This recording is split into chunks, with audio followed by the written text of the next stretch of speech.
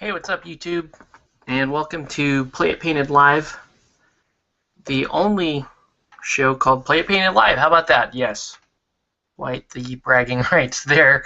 Yeah, so tonight we're going to be painting some more of this Noh Empire stuff. This should look very familiar because I've been painting. I painted some of this last week. Oh, hold on. I got to hit that. Turn that off real quick. So, yeah. Anyway, welcome to the show, folks. Hope everybody is having a good evening or looking to paint something or thinking about what they should be painting. But anyway, like I said, we're painting up Noh Empire. So here we go. For those of you following the daily uploads I've been doing, yesterday was not able to do any painting. So you got to see a little review of some mats. But tonight we're back at it. We're going to be doing some painting. And really, this stuff is, you can see that most of the base coats are blocked out. And, you know, it's a matter now of doing some detail work and then just kind of polishing off these models. So really shouldn't be that bad. And looking forward to getting a complete faction done. Or at least my collection of this faction will be done at some point. Either tonight, tomorrow night, who knows. But yeah. So anyway, right now I'm going to paint in some of the eyes on this stuff, and there's quite a few eyes. So you'll recognize these models from the starter. These are the Noh Berserkers. So just I have an extra pack of them that I'm painting right now. And I'm going to quickly do the eyes here on these models. These are very fun models, especially for you guys that are like into the large hordes models. These are good for that. They kind of remind me of, the way I look at these are like, kind of remind me of like Legion Ogren stuff that's dressed up in Scorn uniforms. If that makes sense to you guys. Probably it will make sense to some Horde players out there, because that's what this stuff reminds me of. But it's very fun, like, you know, sci-fi Oni. So anyway, let me explain why I could not paint last night. It's very unusual. I typically am painting Monday night, and this has set me back one night, but overall I feel it's worth it. Last night, well, let me back up a sec here and say what's been going on with me. So lately it's been kind of on my mind, and especially on my wife's mind, the fact that I've been snoring when I sleep. And it's kind of embarrassing, kind of funny, whatever. But I've been snoring a lot. And it's not a new thing for me, but it's been getting worse and worse. It's been getting louder. She's starting to get worried because, you know, she says sometimes at night it sounds like I've stopped breathing, and you know that worries her. So she said, "Hey, why don't you get it checked out? You know, go to a doctor." So I got a referral to go to a doctor, who then referred me to go to a sleep specialist. And where I was last night is I actually did a sleep study. So this is interesting. What they do is, you know, you basically spend the night at the office, and you know, they hook you up to all these different wires and monitors and all that stuff, and they put a camera in the room, and your job is to sleep so that they can monitor you and see if they can diagnose you know, diagnose you with sleep apnea, because that's usually what it is. If you're snoring really bad and you're having, you know, trouble breathing, you have fatigue during the day, chances are it's sleep apnea. And a lot of people suffer from sleep apnea, and I think I am one of those people. We'll find out with the follow-up visit. But anyway, I couldn't paint last night because, you know, obviously I had to go to the doctor's office and sleep there. So what I did was I shot some video of me looking at some of the mats from Soda Pop, in particular the SDE Arena mat and the Relic Knights mat, and that was my video for the day. So when I went to the sleep study, I brought my copy of Relic Knights with me, read a couple of chapters of Relic Knights, and that did the trick, and I was able to sleep. Then they hook you up to some equipment and stuff, and in the middle of the night they wake you up and they attach a CPAP machine to you, which is basically a tube that goes up your nose and shoots a bunch of air down your nasal passage in your throat. So they did that, and that was interesting. So that was my night last night. And tonight, the reason why we're starting late is because my wife's friend had a birthday dinner, and we had to go to that. So, you know, lots of stuff going on in the summer, and that's normal. But, you know, still trying to stay ahead of the painting here. And in particular, I'm getting really excited for this Relic Knights stuff. So, yeah. So, just so you know, I've got two additional No Berserkers here. And you can see most of this has been blocked off by airbrush. I'm painting in the eyes at the moment. But you can see, you know, I've airbrushed the non-metallic there on the sword. Most of the armor and the colors blocked off with airbrush, and the hair. So the blending on the hair is it's a much smoother transition than on the previous set that were blended by brush. So two of those are render, and then I've got the big Relic Knight himself, Kasaroto, who's this guy, and I got him upside down, sorry. He is that guy, and this guy rides this giant lion thing. That's his relic. And this thing is super tall, so but I'm painting him separate from the lion. And tonight's task is really to try to get these guys done so that I can move on to and spend a little bit more quality time with the Relic Knight. This is a questing knight. I forgot her name immediately. But I will be working on her as well. And then finally, I'm working on the boost markers here, which are like upgrades that you get during the game, which is a fantastic mechanic.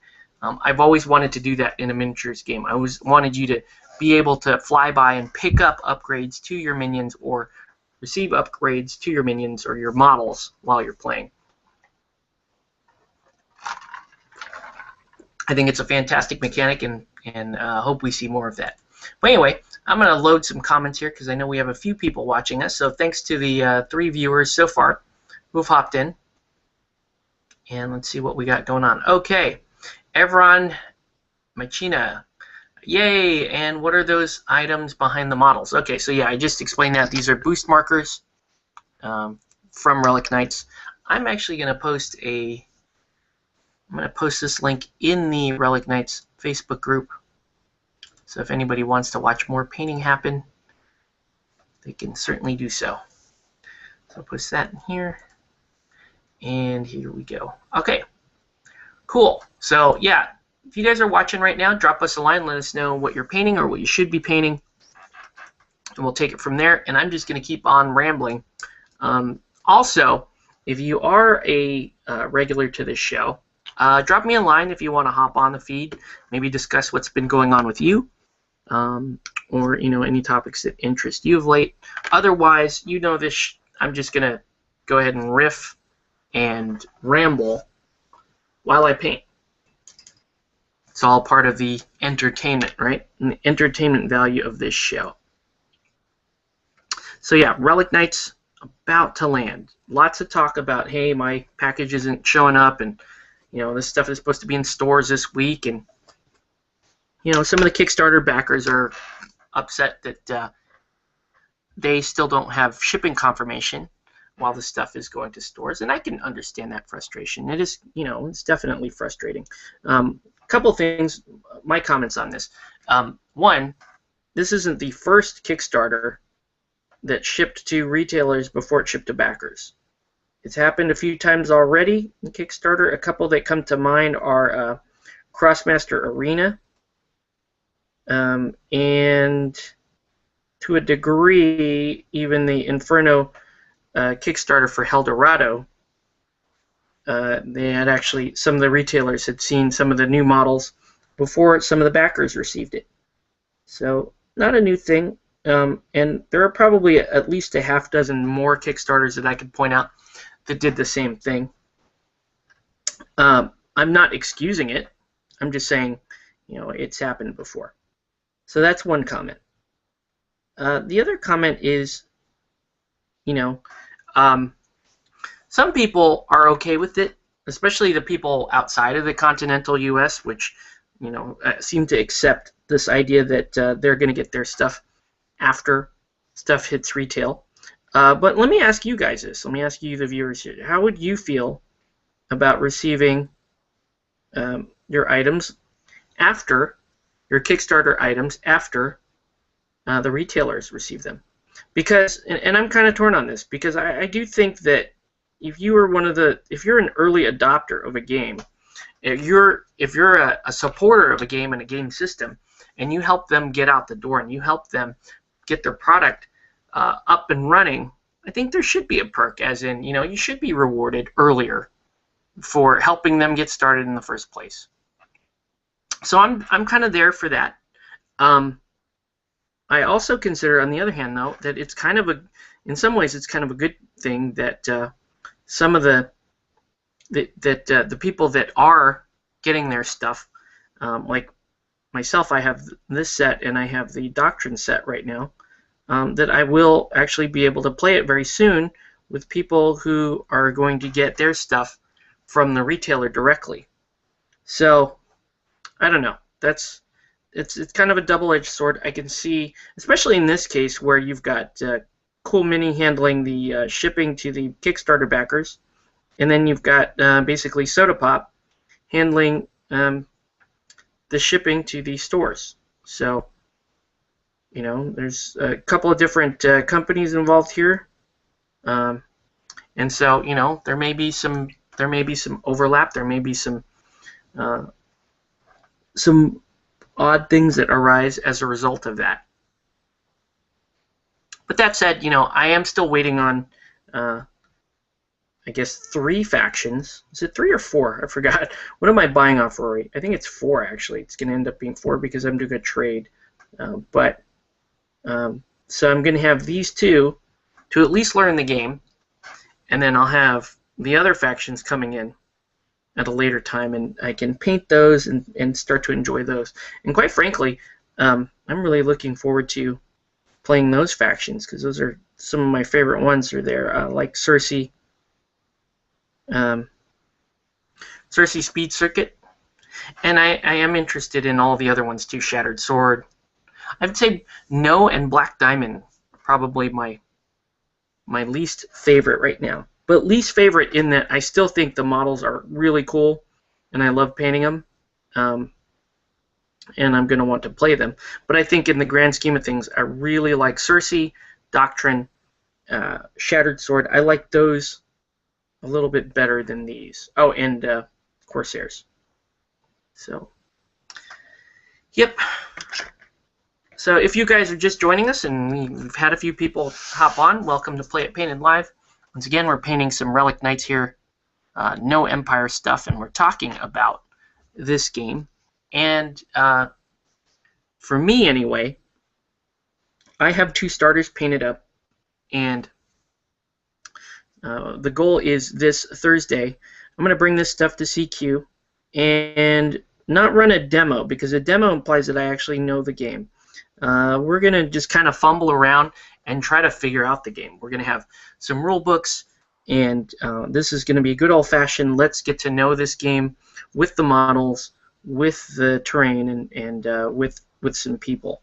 So not a demo, but if you want to learn the game, or you want to help me learn the game, come down to Comic Quest on Thursday and just hang out.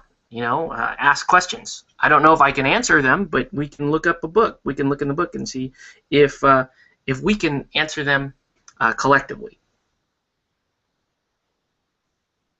So it's very exciting. I know a lot of people have been waiting on this game for some time. Some people have given up, and I understand why. I totally understand that. Delays in Kickstarters? Are you kidding me? Yeah, and this one kind of being the granddaddy of the delayed Kickstarters for miniatures.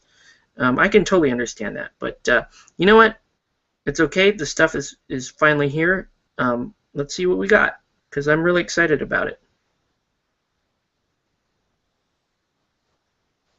And it looks like there's already people that are starting to play the games and starting to build their play communities, their local communities, and I'm super excited about that.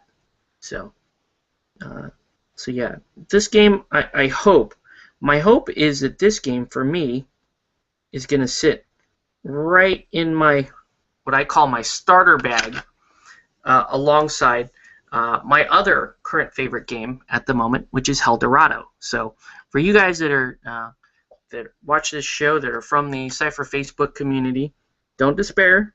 I still play Eldorado. I still love Eldorado. I still play Anima Tactics, for that matter. But this is the new shiny. I want to explore this game, and I think this game is going to keep a very permanent, prominent spot in my gaming repertoire. I think.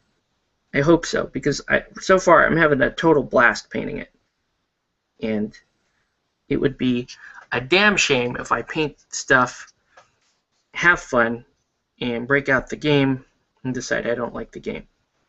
I just don't see that's going to happen, because I for me, if I've had fun painting the game, I can be more tolerant of the game maybe not being the most awesome rule set ever. In fact, I would go so far as to say that rule set, for me, doesn't really register as being such a critical thing. I mean, there's such thing as a game being so broken that it's unplayable, but those games, in my experience, when they are that broken, they're usually fixed immediately. When it's a real problem, that stuff gets fixed immediately, it gets faxed immediately.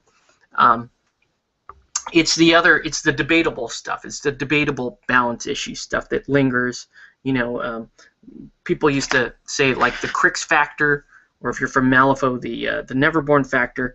That stuff is going to hang around for a while and eventually gets errated, or sometimes it doesn't. Sometimes you figure out that there are good counters for that kind of stuff.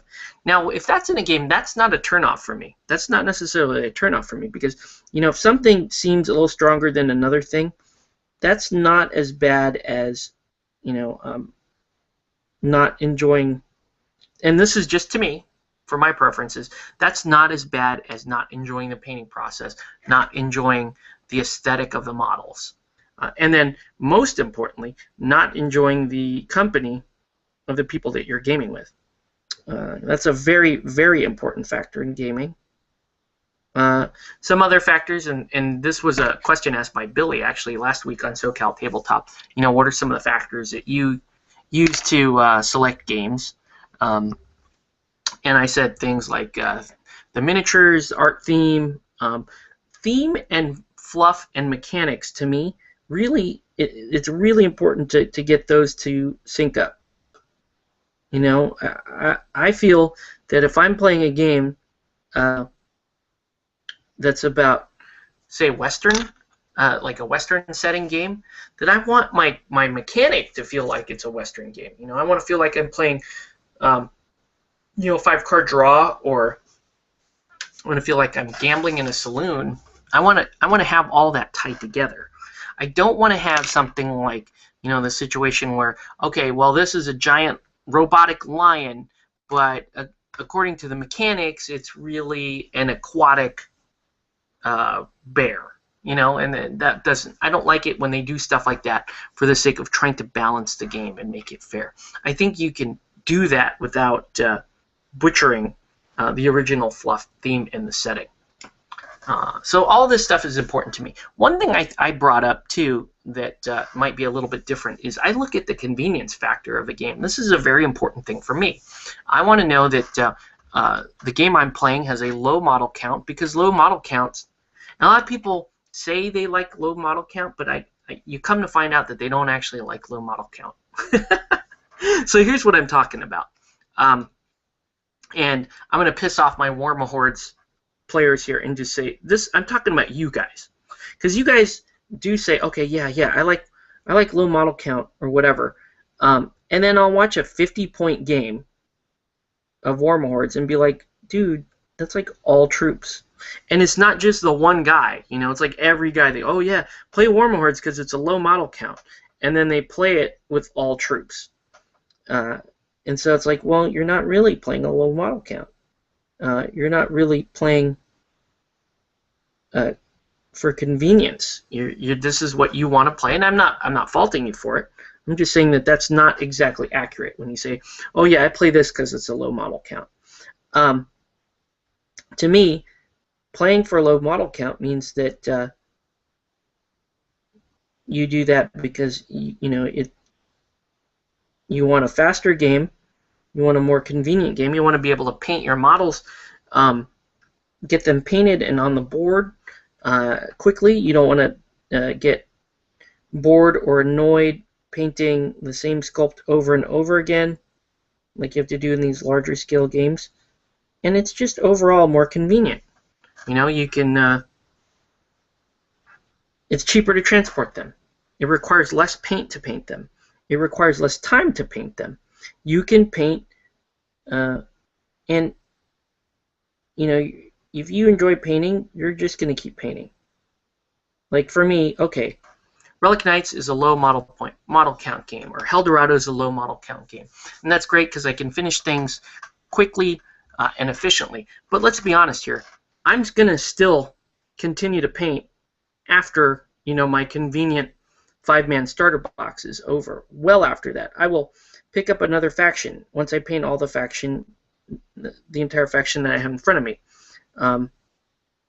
So let's just be real with the whole convenience factor.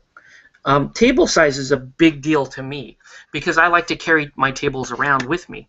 I like the option of being able to break out a table when I want to play a game, or fit more people on the same amount of table space that would maybe be typically only good for a large war game. Like, a lot of war games play on a 6x4. But, if you're playing Eldorado, for example, that's on a 30x30, you can fit 2 players. You can fit 4 players on that same board that would normally only accommodate 2 players. So you can get twice as many games on that board. And that's a huge convenience factor. So that's very important. The time of the game, the time it takes to finish a game, is a very important factor for me as well. People love depth in their games. It's true. People want to have deep and challenging systems, but they want to be able to get that in the shortest amount of time possible. It's great. You can have a super deep game, but if it takes you 5 hours to play a game, how often are you going to play that game? And how is that going to fit into most people's lifestyle, especially mine? I want to play. If I have 5 hours to game, I want to play 5 games. I don't want to play one, crazy neural experience with the same rule set. I want to play one of this game, that game. I want to play a group game. I want to play a 1v1 game. I want to play a party game. I want to have as many different experiences within my time block for gaming as I can. And that's not the same for everybody. Some people want to spend their entire gaming time playing one really intense game. But for me, it's about getting a bunch of different experiences in. And with painting, it's the same thing. So time also plays into your painting too. If it's a small game, like I was saying, you could paint up a bunch of it very quickly, and in the same amount of time that you would use to paint, say, one army from another system, you could paint, half a dozen or more armies in a different system, and that to me is a massive advantage for this type of hobby. So convenience is a very big factor for me. Now, we'll talk about community too, because obviously the people that you're playing with, and these are social games, the people that you're playing with is a very, very big deal. And again, with how precious your time is, you don't want to spend that time with people that you're not going to get along with. So you're looking for people that have a similar attitude towards gaming as you have and are really fun to be around, right? And that's important to me. Some people look at community in terms of, I want a game that already has a lot of people playing it, so that I don't have time, so that I don't have to waste time trying to champion the game or teach it to other people, or search out desperately, try to look for people to teach the game to. And I can get that, right? I mean, sometimes you just want to show up at random, go walk into your hobby store or whatever, and say, hey, I play this game and I know a bunch of people in here play it. Who's willing to play a game with me? I used to do that with 40K. I used to, because I was going through my adult life, and sometimes you have to stay away from gaming for a while, and then you come back. And when you come back, the same group of people that you were gaming with may not still be around, especially when you've been playing as long as I have. So what you do is you show up at the, for example, the GW, and you bring your 40K army, and you're like, hey, I play 40K, who wants to play a game with me? I did that for a number of years, and it's okay, but it's not. It's very rarely been the greatest experience, Sometimes you're playing the guy in the store that nobody wants to play in the store for a reason. Sometimes you're only playing the kid that just started, and you can't really count that. If you're a veteran player, you can't really count that as a game so much as you played a learning game or a demonstration game. That's not bad. Me personally, I love that, and I would do that all day long. But that's not for everybody. So when I talk about community as being a factor for a game, I'm not talking about the community that already exists, nor am I even expecting a community to already exist. Sometimes, like in the case of Eldorado, I like the fact that the game didn't have a community, and I get to start from scratch. I get to bring people in that might not have considered a tabletop game. I might get to bring people in that know nothing about miniatures games, and they were too scared or too intimidated by the cost, the size, or the meta of one of these other larger, more popular games. To me, that's kind of an advantage. I'm not playing with a brand new meta. I'm not necessarily playing, the same old type of gamers that usually break down into fluff gamers or competitive gamers or whatever. You can, when you're starting from scratch, you can pick a guy that's into comic books or is into cosplay and be like, oh, hey, let's play this game about hell, and he'll be like, yeah, sure, that sounds cool. See how I just kind of do their voices for them? So what I'm looking for in communities, I'm looking for what type of player could I attract with this game, not necessarily what player already exists for the game. And I do make that distinction, and I hope that makes sense. I don't want games that attract people that I don't necessarily enjoy being around. For example, hyper-competitive players, rules lawyers, people that just try to grief each other immediately, bros that want to get drunk all the time and kick each other in the nuts. I want to play somebody that I feel is a little bit more compatible with me and my own attitude towards gaming. Like, I want to have a little balance where we play an intense game that's quite fun. We learn a couple of things, but we're also laughing. There's also hilarious stuff that happens when all that happens. So, anyway, let's read some comments, because a bunch of comments came in, and I just totally ignored that while I was on my diatribe. So, starting from the bottom. Oh wait, no. Let's start with Evron Machina. I'm looking forward to facing you Thursday. Awesome. Yes, we're going to be playing these. I don't know if you want to play Noh Empire or if you want to play Doctrine. It doesn't matter to me. We'll just find out what we like. So, yes, very much looking forward to that. Troy Perez, Are you painting these to sell on eBay? This particular set, no. Well, you know what, Troy? Maybe. Because I'm painting these, we're going to learn the game with these, and if I decide that I don't want to keep Noh Empire, I might sell them locally or put them on eBay. I don't know. Because eventually with Relic Knights, I may cut back down to like 3 factions. But as of right now, I love everything, so I'm keeping it. Next comment, Evron Machina El Dorado for life. Yes.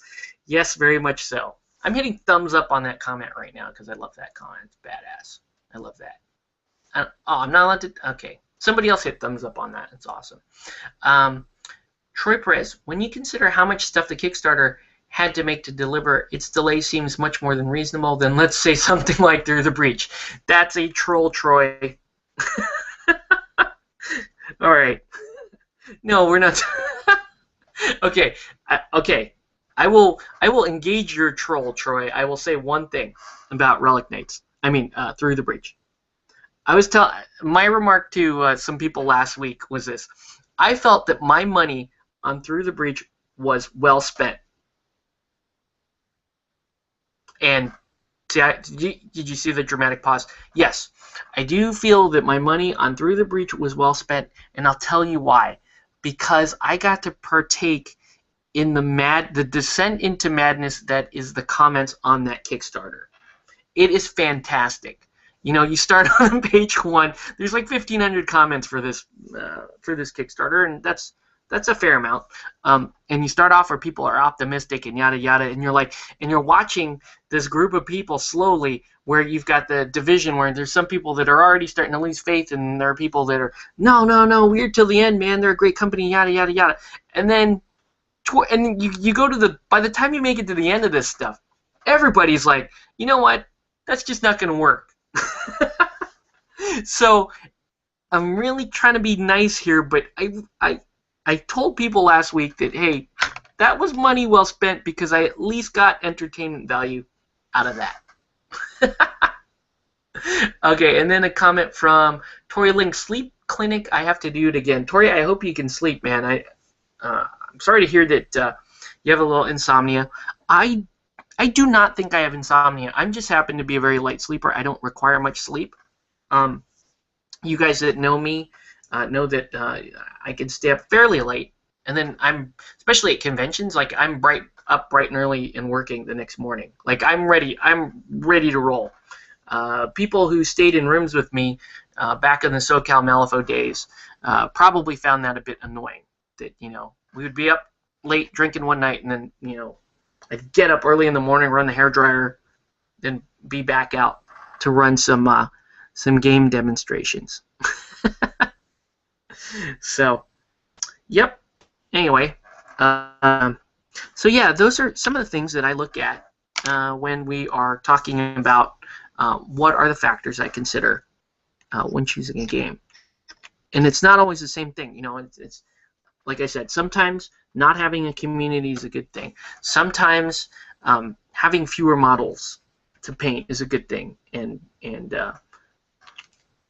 because I think when I was a new gamer, when I was a newer gamer, I would fall into this trap of, oh hey, look at all the models on the table, and look at how grand scale this war looks, and there's like 200 models per side, or 500 models per side, and there's these giant tanks and giant planes and giant robots, and there's all this terrain and all this scenery, and you're like, oh my god, that has transported me into a whole other world, and I can't wait to be a part of it. But then the reality of, yeah, I'm now going to have to pay for this shit, and I'm going to have to paint it all, and I'm going to have to collect it, sets in, and very, very few people actually get around to doing that part. And that part of it, when you get to that part of it and you realize that a lot of people kind of sold themselves on this idea that they would be able to commit to painting, a 5,000 point army, and you realize that very few of them actually make it to that point, then you realize, hey, wanting the large scale thing sounds cool in theory, but are you just lying to yourself? Are you just buying a lie? You might not be, because you might be one of those guys that's like, yeah, I am gonna collect this, and I am gonna paint it, and I'm gonna play it, and get my money's worth out of it. You might be that guy. I thought I was that guy because I did paint everything I owned, and when I played 40K, and I did end up playing quite a bit of 40K, and I felt like I did get my money's worth out of it. But sadly, I think a lot of people don't fall into that category. I think a lot of people end up with unassembled boxes in their house and promises that they made to themselves. Oh, I'm gonna paint this. I'm gonna play this. I'm gonna collect this. And the tragedy is that those boxes are hundreds of dollars, and that if you fall for the lie, a lot of other people fall for. A lot of other new people that really need that money, or could have used that money to enjoy something else, which would have been feasible for them. They might have lost it. And you know what? And I just do this because this is kind of my soapbox thing. But what would happen if instead of teaching them to buy the hundreds of dollars on the one game, what if you started off with a game, maybe a game every 1 to say 4 months, where you say, okay, buy a starter box and spend $100. Buy a $30 starter box, then play like 2 to 3 games. See if you want to buy more. Then you buy more, you collect more, and you get to enjoy all of that while you're building.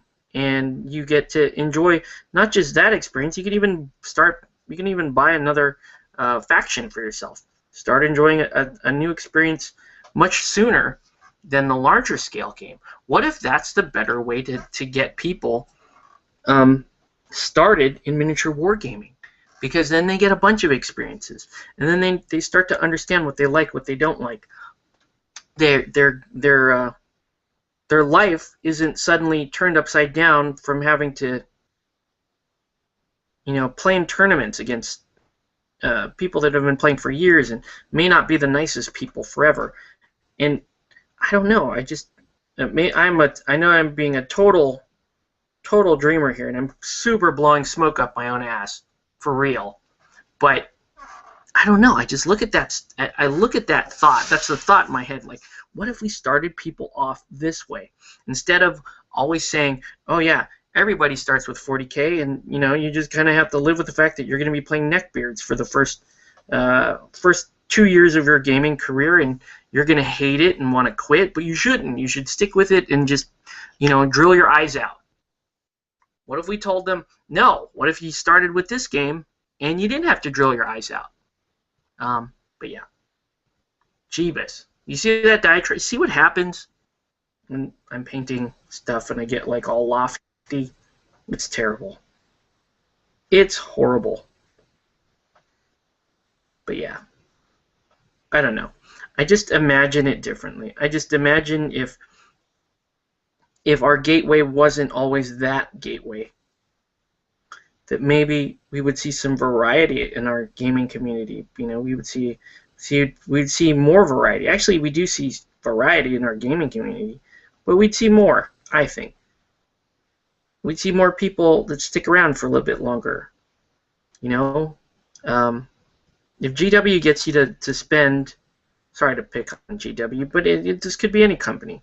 But if the company gets you to spend, $300-400 out of the gate, and you start to build it, and you start to play it, and you do all the things that people tell you should do, and down the line you just run out of steam, or you realize you can't keep up with the painting pace, or you don't want to play this hyper-competitive meta, that's a tragedy, It's bad. Now you're out 300 to 400. GW doesn't care because they have your money already, and it's going to get resold to some other guy that's trying to spam something on a list, right? And that guy that guy's actually happy that you didn't get to paint it all. He'd prefer that you stripped it all. That way it matches his army. Anyway, I don't know why I talk about this stuff, but I do, because I think about stuff like this. Like, what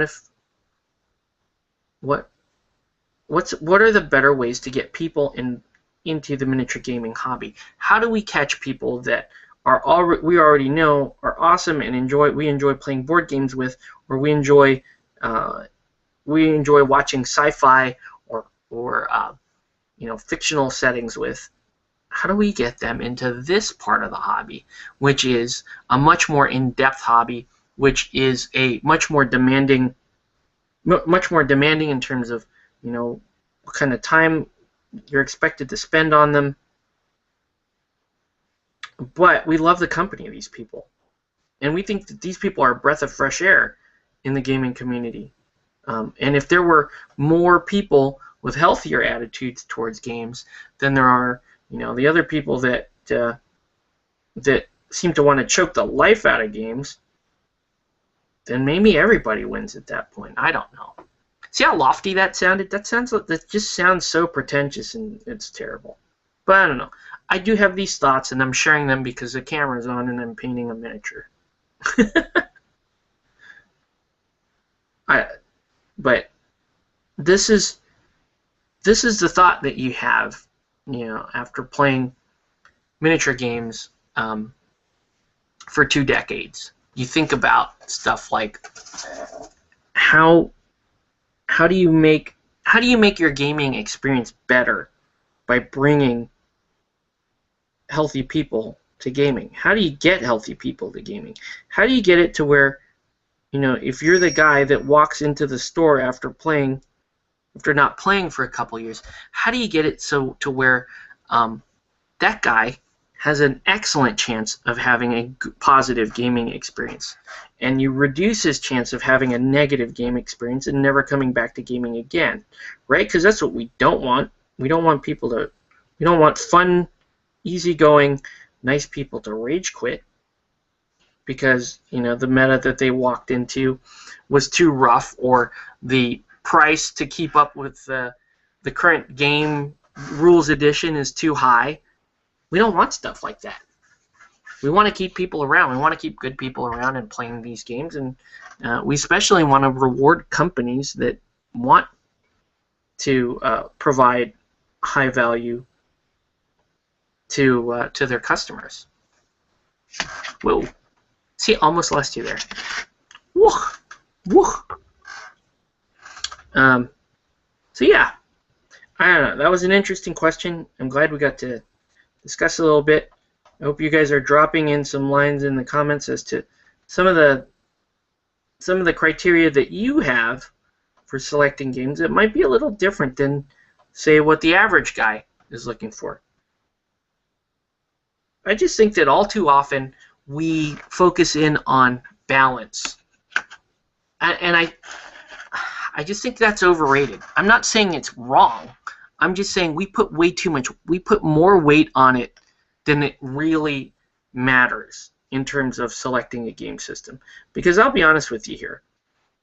It's been, after I don't know how many dozens of games that I've played over the course of my career, I had a hard time finding games that were just so abysmally bad that I wouldn't play them. What I usually find with these games is that if the game is mildly entertaining, I like the setting, and I like the people I'm playing it with, I can forgive a whole lot. I don't need to have these super balanced rule sets, and I don't need to have everybody feel like that it's a balanced game and there be right answers when you're building this type of list or not. I don't like that. I don't think it's important. Not against the other stuff I was talking about, convenience and cost and time, and I think that stuff is super important. And obviously your company. I just think there's too much stock in the word balance. So I don't really use the word balance when I'm talking about games. I don't even consider it a compliment when you say, oh, that game's really balanced. Like, that tells me nothing. That might be telling me that the game has no flavor, if anything. It might be telling me that, maybe the game just doesn't have the kind of character that I'm looking for. Because, frankly, that's what I want. I want character out of my games. I don't need everything to be a chess match. it's actually funnier when there is the faction or two that's unapologetically bad. You know, because then the veteran players kind of have something that they can do. Like, oh, I'm playing a noob guy. I'm going to break out, you know, this widely accepted weaker faction, and you know, hopefully learn something and challenge the new guy at the same time. Not, I have to play my strongest list every time, and this is kill or be killed. And sorry, kid, you got to learn how to take your page 5 like a man, and you know, I'm going to kick you in the balls. And if you don't come back next week, don't worry. I will still be wearing the same T-shirt and not shower. Wow, did I take that? Anyway, let's reload comments here and see what's up with our viewers tonight. Okay.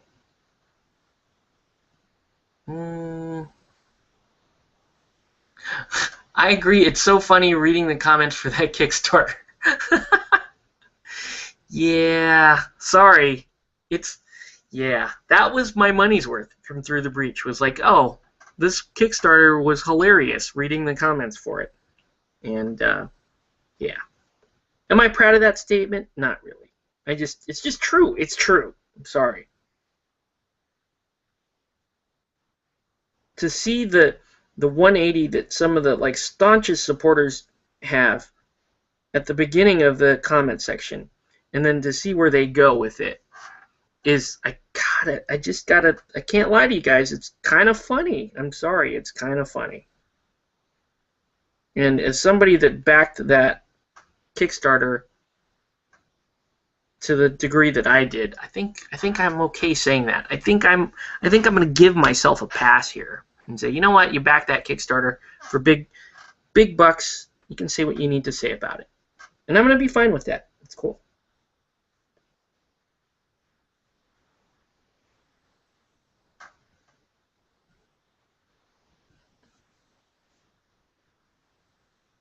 Because Saruto is really awesome, by the way. I just think he's awesome. Alright. I don't think I'm going to highlight the skin anymore. I'm pretty happy with it. I am going to paint in this chick's bra, though. She has this, like, brass metal bikini that I should be painting up. I didn't think I would like any of the Noh Empire stuff, but I mean, these models are pretty sick, man. Kevin, what faction are you playing? Or are you playing, I don't even know if you're playing Relic Knights. First off, Kevin, are you playing Relic Knights? Second, if you are, what faction are you playing? Because I'd like to know.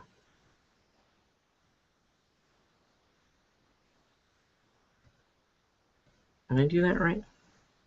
Yeah, I did that right. I think I did that right.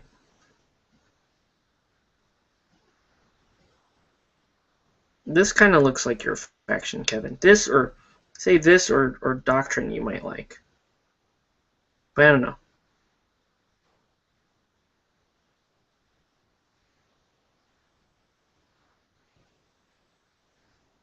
Sorry, there's nothing in frame right now. I'm just doing like basic stuff. Okay, so there's that. Yeah, let's paint up the. I don't know that I'm gonna paint any more of this the relic tonight, but we'll see. Let's see. Starting with Cersei, Betty and Lug are my favorite models in the entire mini. I agree. Cersei is awesome. I can't wait to paint Cersei. It's going to be so much fun. A lot of people don't like Cersei because they're saying that the detail on the faces and everything are too soft. But you know what? I think it's kind of an advantage based on the style.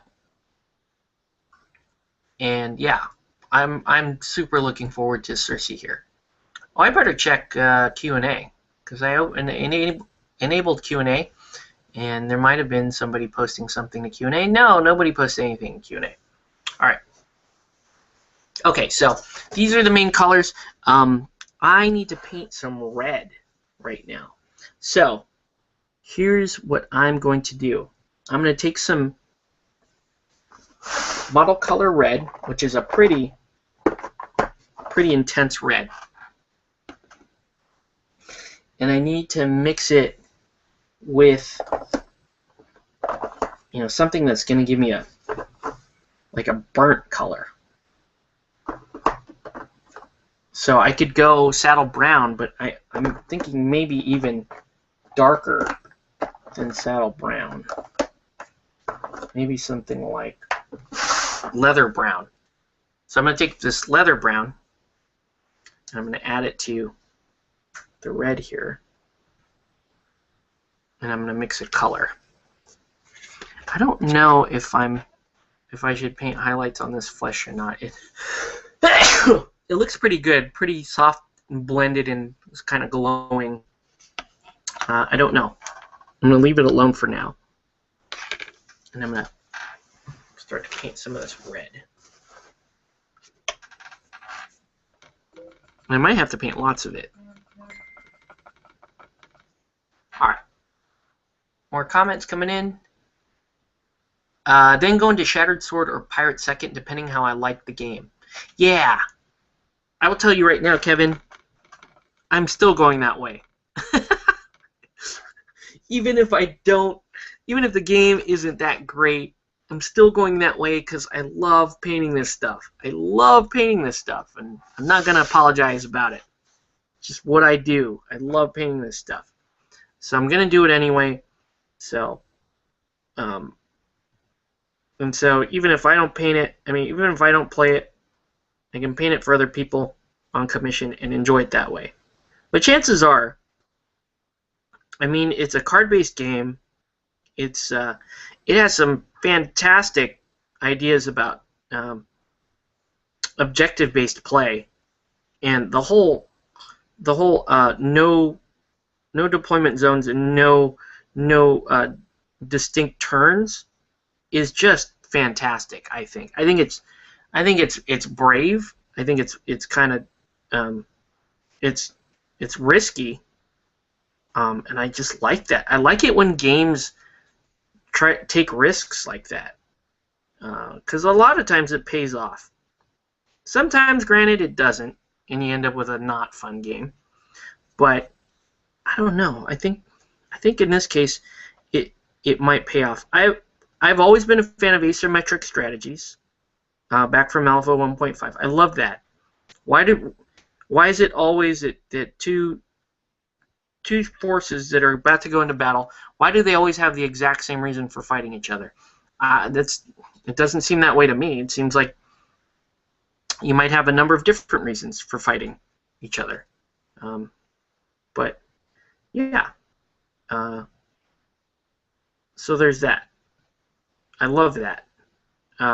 Then there's the objectives themselves, and like most of these have 4 different objectives that they're playing for. You know, primary, secondary, like a killing objective and a faction-specific objective. That's fantastic. And with no turn sequence, you know, lining up your activations, your ready queue and all of that, just sounds amazing in terms of the kind of strategy and forethought you will have to put into your activations. Maybe it makes it less about the models and more about managing your Esper resources and then properly setting up your activation order. I don't know. The game has, in my opinion, crazy potential, and the fact that I love painting the miniatures for this so far. I haven't painted any Shattered Sword or Circe yet, or Corsairs, but those look fantastic. But the fact that I've loved painting everything that my brushes come across for this is just icing. It's brilliant.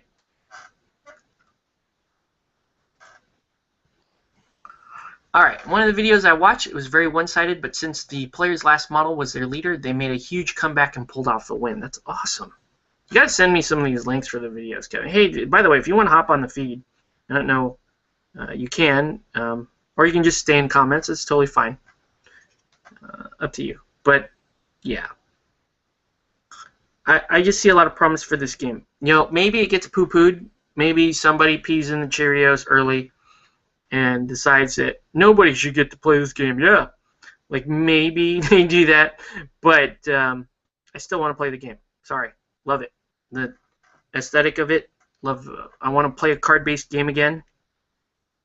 And yeah, I'm really looking forward to trying this out on Thursday. And I know that we're not going to get everything right, and I know that we're going to miss stuff. I'm most interested in understanding the tempo, the flow of a typical game. Just knowing that we're going to get a lot of the minor rules wrong, I'm okay with that. And so right now I'm just painting all the pants in this kind of muddy brown color. It's a red brown. Then I'm going to come back and highlight it. I'm going to add more red to the mix and highlight it up. This Noh Empire stuff is just pretty simple to paint, honestly. I painted most of these with the dry brush. I mean, not the dry brush, the airbrush. And because of their size, you can block it off, and you can even paint in. I was even able to airbrush the highlights in, like the hair that fades from like that azure to white, and that's all airbrush stuff. And then you use some washes to kind of blend things in where things aren't working 100%. Alright, so red. He's got red. See some red on her. So these are the faction colors. It's kind of red, brown, and brass. So like I said, this chick reminds me of like she'd be like Unicorn Lilith from Legion that's dressed in a Scorn uniform. But man, they're fun. I didn't even know that there were other questing knights released as part of the Kickstarter. That's fantastic.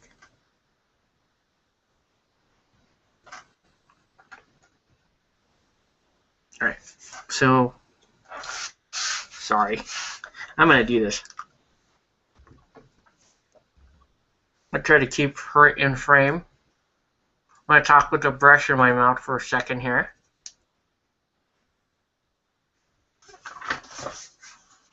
I'm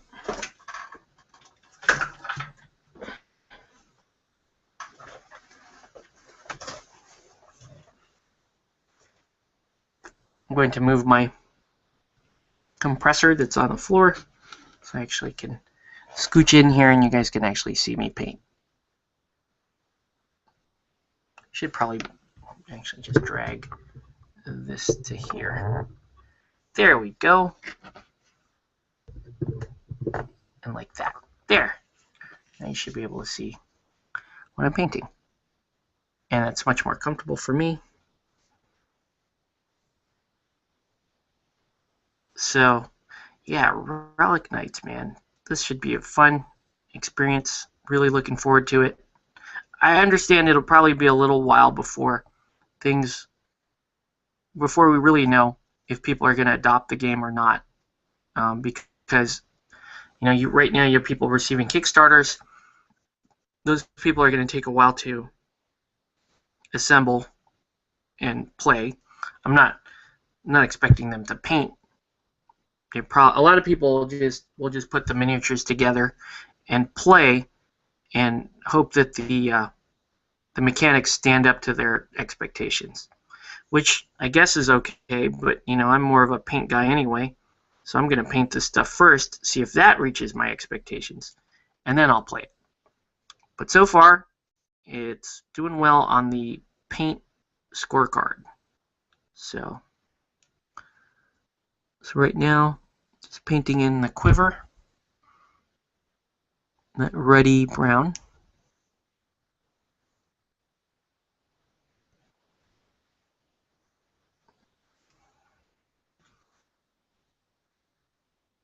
this is a cool model. I really do enjoy whatever her name is. I have the name, like I've got the package right behind me. Just don't know. I'm not going to look back there right now because I'm trying to paint. Super fun.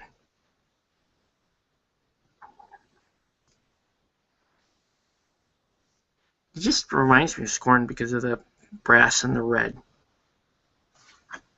Which could also remind you of Corn because of the brass and the red. So there's a few different ways you can go about that. Painting the necklace. There we go. Looking pretty good. Actually, let's do a couple more straps. This model has a few more straps than some of the other models that are out there. Great sculpt, though. Great sculpt. Glad I picked it up.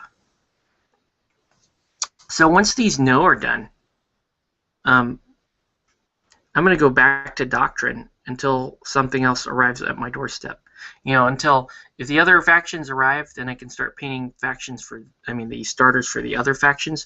Otherwise, I'm going to go back to Doctrine, paint up the old guy that's like pinching the chick in the rear, and paint up some more of those initiates. And have fun doing that. So, you know, we got stuff to do. Look at this thing. Time to give this guy a little bit of paint. A little Cypher. He's fun. He's an angry little demon guy. Who doesn't like that? I think it's awesome.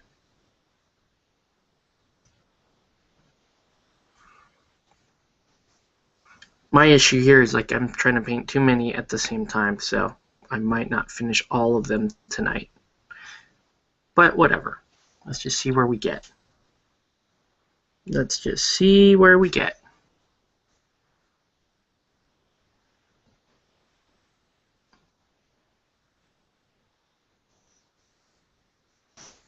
This fun little guy.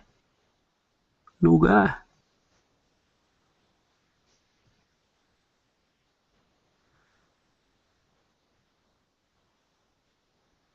Alright. So there's the undercoat. Time to paint a little Casaro toe here. You will also have this color.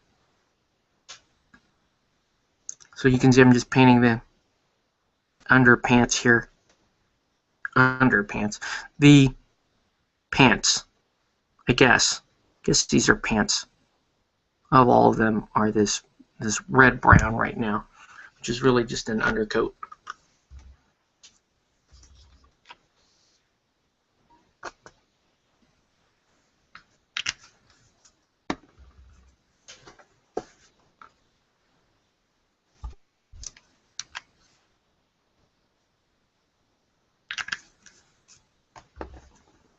The relic will also match.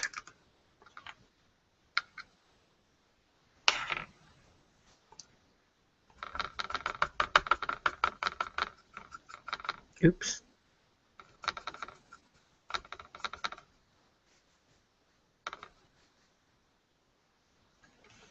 This one's getting a little more red.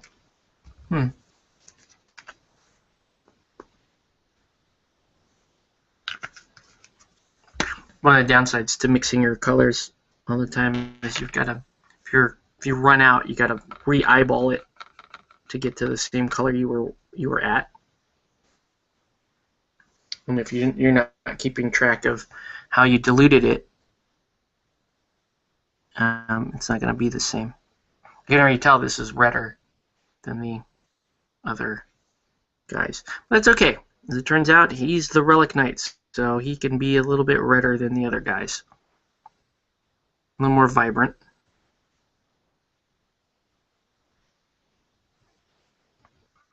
So yeah, sleep study. So I show up there. It's 9:30 at night, and I'll get that in a sec. And so they put you to bed. They put all these wires on you, and you're trying to sleep.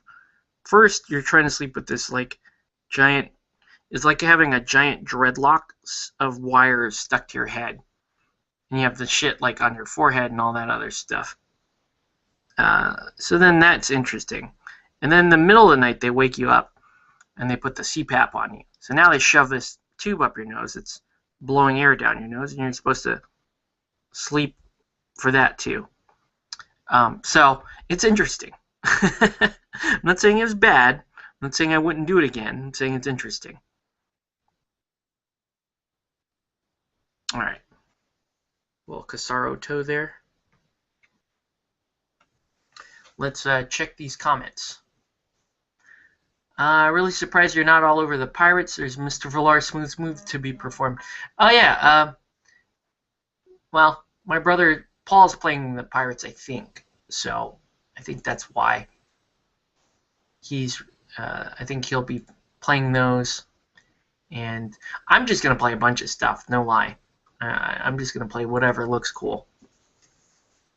Cersei obviously looks cool because I love chicks on bikes, and it's awesome. So I will definitely play some Cersei.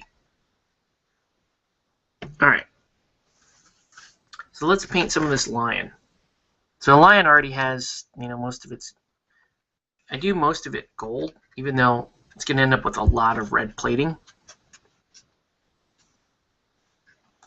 So we're just going to get started. We're going to start right here, like that. And I'm going to paint this shoulder pad here around the flames. I'm going to leave the flames this gold. And I'm going to leave this center part here with the exhaust. I'm going to leave that gold.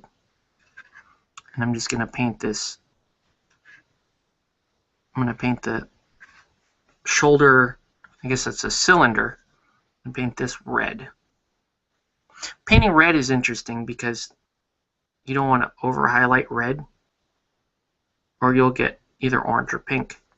So what I do is I actually start off red, like a darker red like this, and then just highlight towards red, and then stop at red actually, and you're good to go.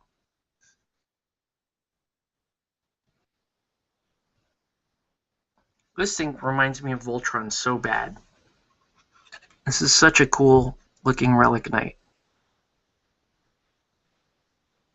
I just can't. I can't get over how awesome this miniature. It's way too big for an 80 mil base. As you can see, I've got the legs hanging off. Some people are gonna super hate that. I think it's okay.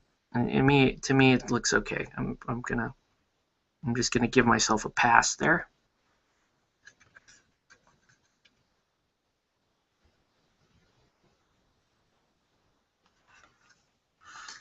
So yeah, what else is going on?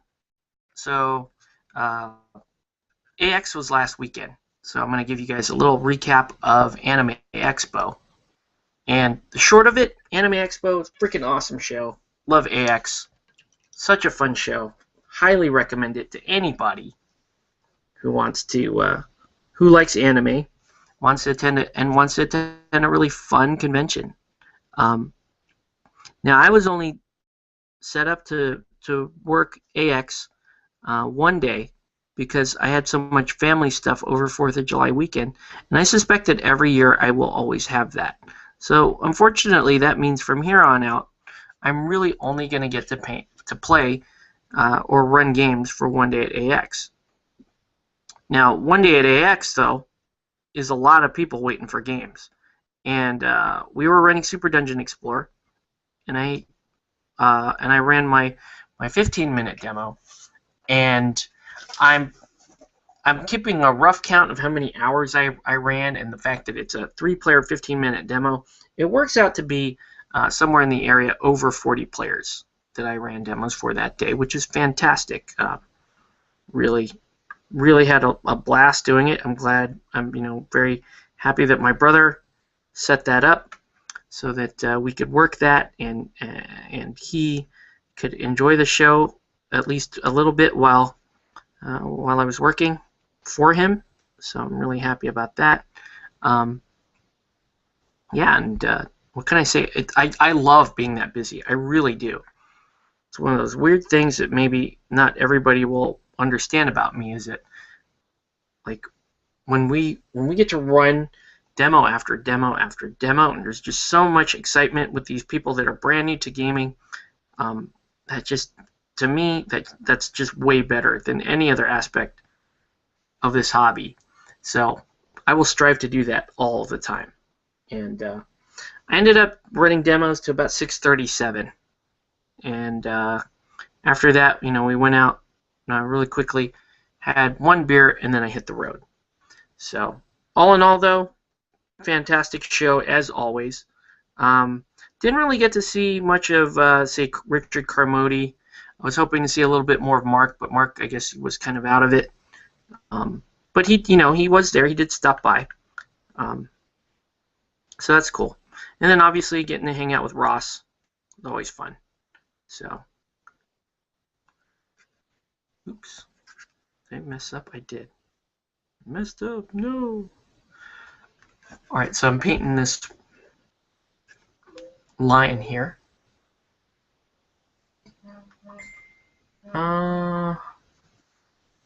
What is this? What is going on?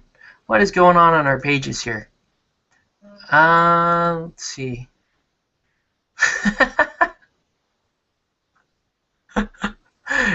Okay, Aaron Nance bumping one of the oldest threads in SoCal Facebook, which is the most interesting man in Malifaux. I wonder if you're watching the show right now, Nance. Let me you replied to him on Facebook. Let me see. Hold on one sec, guys. Sorry about this. Are you watching the feed right now? There you go. Okay. We'll find out in a sec here. I'm going to reload comments.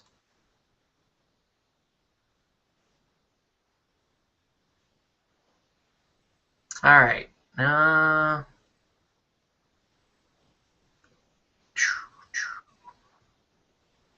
Rook is better than the little demon. Okay. Well, you've been looking at the rules a little bit, definitely more closely than I have. I haven't even really been diving into model stats yet. I've just been reading the main rule set and painting, or trying to paint when I can. But yeah, this lion is super cool. No lie, having fun, a lot of fun painting him. Having lots of fun.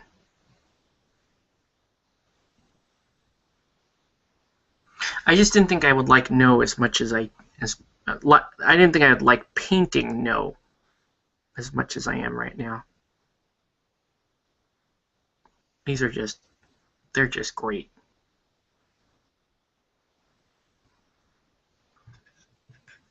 And once his main body gets painted, then I can glue what's his name to the top, because Saruto rides the top of the relic here, like he's surfing on him, which is amazing. Downside is the model becomes super tall. I was talking to somebody, I was talking to Yuya about that this morning, that, like, if you're looking to transport Relic Knights, think like War Machine, think like Wormhordes, because there's a lot of big models.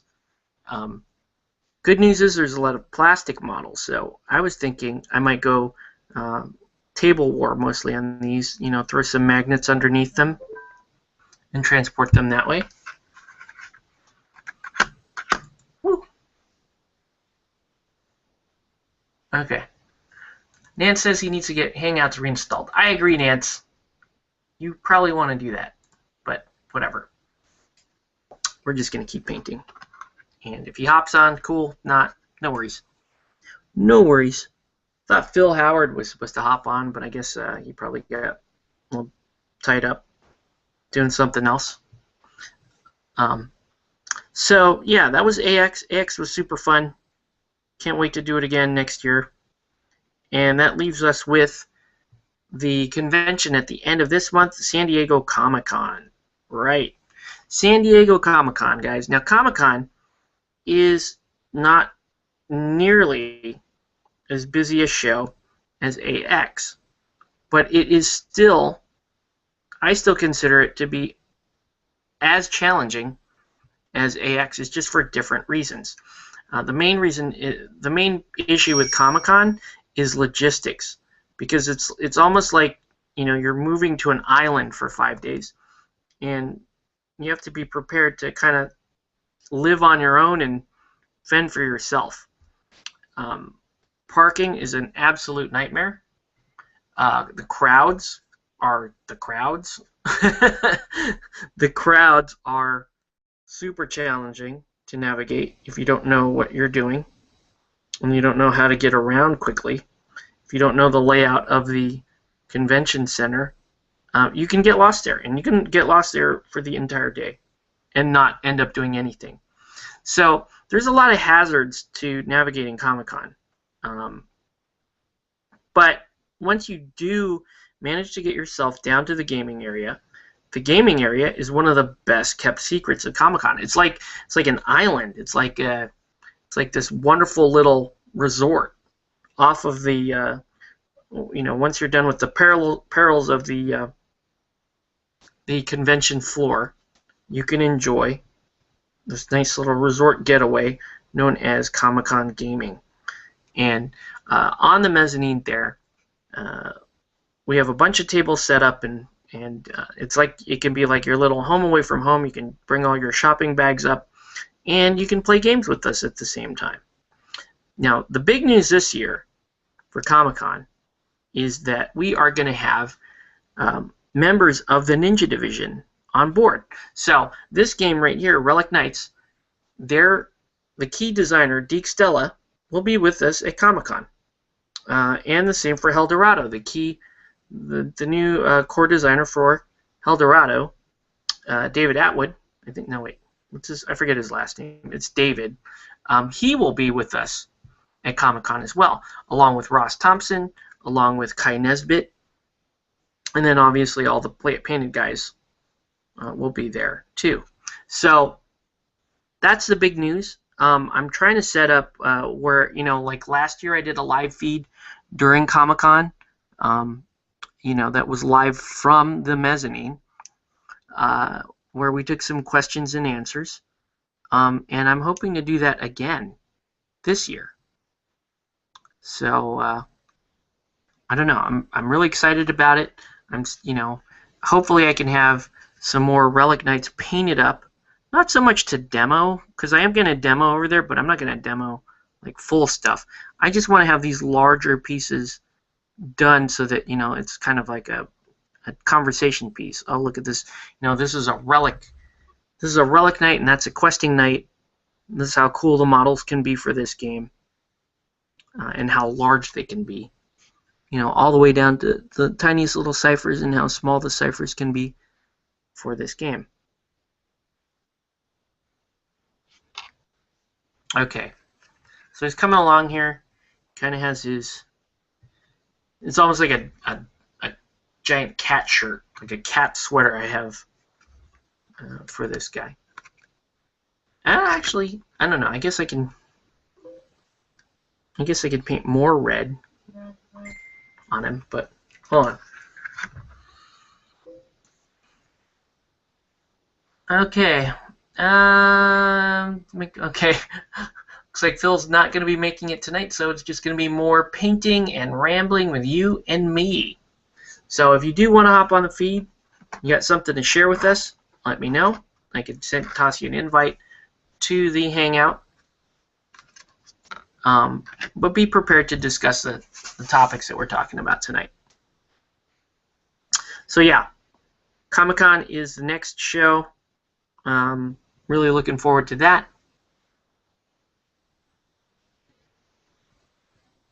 And looking forward to meeting some some of my heroes over at Ninja Division. You know, I love the Cypher games. I love the Cypher games. They're fantastic. I feel that they're sorely unrepresented in the miniature landscape, but I think with just a little bit of support, I think we can, you know, get some community growing behind these games. Relic Knights and SDE seem like they're going to have followings, which is fantastic.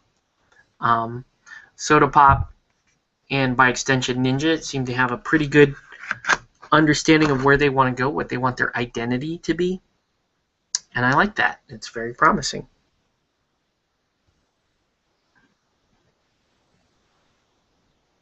All right, so now, since I've got this redder red here, I'm actually going to use it. I'm going to highlight some of the red on this model.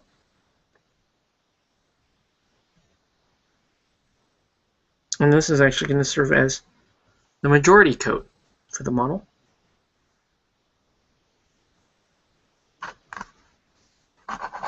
So there's that.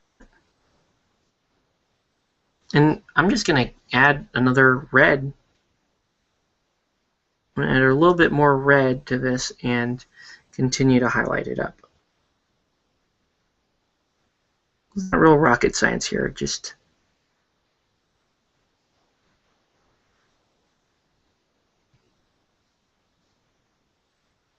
a kind of a different, slightly different take on painting this color.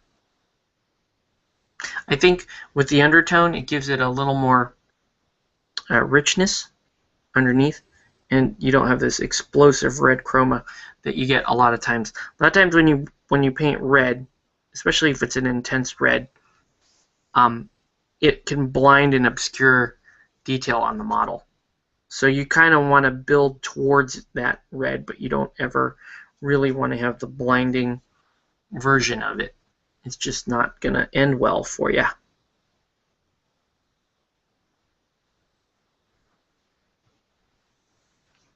She's such a cool model. All right, let's get a move on. I also still have to finish this OSL stuff that's on the render. But yeah. So Comic-Con, it's going to be a blast. That's going to be one of my last working cons for the year. I may do another con towards the end of the year. I don't know. We'll see. Just depends on, you know, if there's something I'm interested in working. I might attend a con or two, but as far as working, I got to decide, you know, where do I want my efforts to be? Because, you know, cons for me are tougher, or way tougher, because it's like now I'm like away from my family, and that gets super hard. So, okay, let's see. Full chrome red maximum Voltron line. I guess I could do that. I will highlight up some more red though, Kevin. I will accentuate the red. You will know. You will see the red. Oh, I forgot. I'm gonna paint this little guy here, who is hilarious. Love this little guy. It's all Cypher. He's just an angry little dude, and I love him.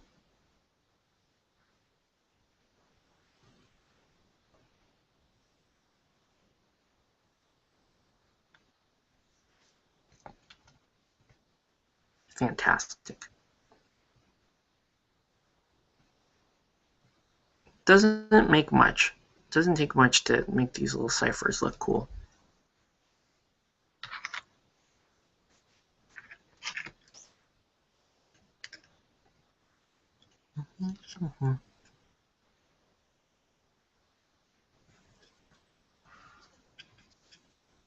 And these things are looking pretty sweet.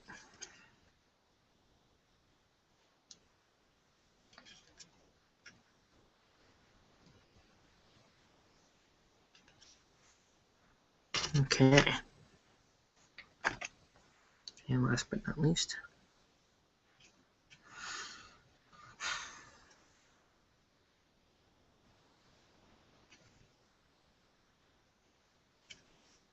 have fun.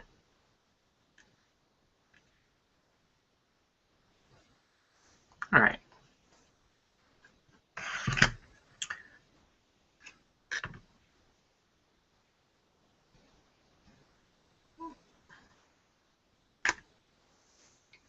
Okay. Now it's time to add a little bit more red to this mix.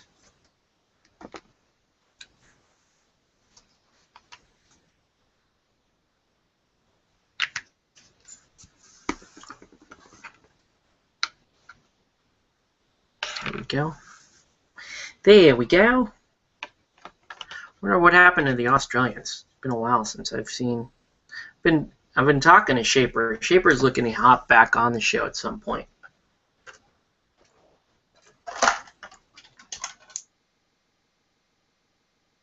Possibly joining up. Oh man, I'm gonna need. Oh wait, thought I ran out of Diet Coke in here. I never run out of Diet Coke in here. There we go. All right. So a little bit more red to the mix. Now we're starting to see a nice, richer red.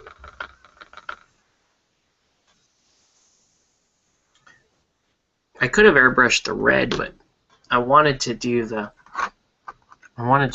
gold on it. It just seems a little cooler to me. But anyway, let's do red. So I'm going to highlight these edges here with more of a red. Wow, this did get to be a little bit more intense, just like you wanted, Kevin. Intense red.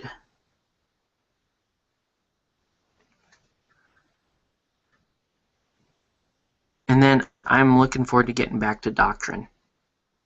Any of the pinup factions are fantastic, in my opinion. I just like painting the pinup stuff. I just think it's fantastic. I really should have gotten into Kingdom Death because I love those models and really would want to paint that super bad. I still want to paint it. So, I don't know.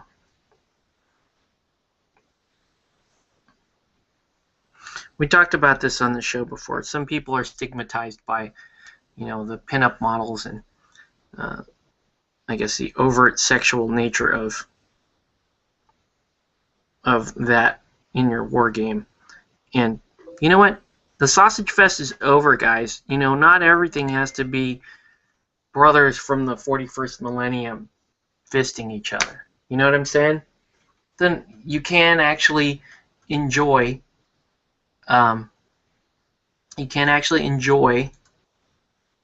seeing a high fantasy looking woman and go, okay, that's a cool pinup girl, or pinup chick. My wife loves that stuff.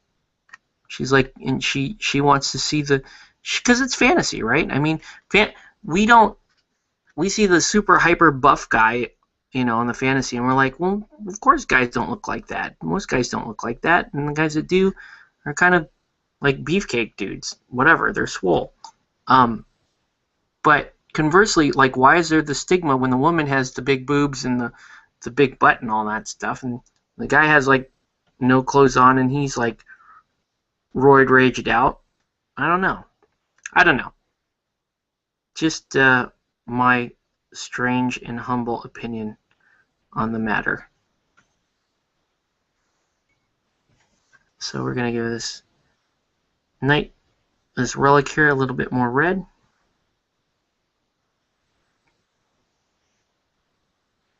It's not that bright a red, but it's strong. It's a strong red. There's now no question whatsoever that this is not a maroon lion. This is a red lion. Who piloted Red Lion in Voltron again? Was it the kid, or did the kid pilot Green Lion? I forget. Let's recap. So Voltron, everybody knows that the main guy piloted the black line, right? And then you had Tiny, the fat guy, and he piloted either the red or the green line. Then you had Sven, originally, who piloted the was that the blue line? But then the princess took over, and she took over piloting the blue line. And then, yeah, the ones I get confused are the fat guy and the kid. One of them piloted the red line, the other one piloted the green line. So damn cool, though. Who cares? It's a cool model. It reminds me of Voltron. Super happy about that.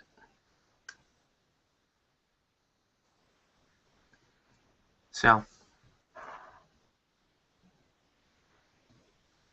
that's really all I'm doing here. I'm just gonna give it this kind of a true red highlight.